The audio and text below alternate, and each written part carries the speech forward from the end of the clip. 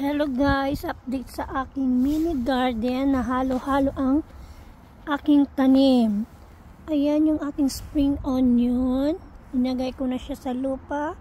At meron akong ditong mga patatas. Ewan ko kung tama ang pagtatanim ng patatas. Tumubo lang yan. Kasi hindi ko nagamit sa pagluluto. Kaya linagay ko na din dyan. And then ito is bell pepper. Pag medyo lumaki na sila, i-transfer ko na din yan sa lupa. And then, ito yung mga kamote ko yan, oh. Bottles ng Coke yan. Ayan, maraming roots yun. Tinanggalan ko yan kasi kinain ng mga insekto. Ayan, pero marami na siyang roots. Ayan. And then, sa banda dito, may mga sili din ako, tsaka kamatis. Oh, yan, pakwan, no? Pakwan, yan, kamatis.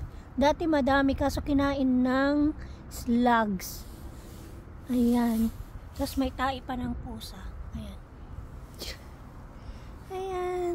Ang aking bahay kubo vegetable garden.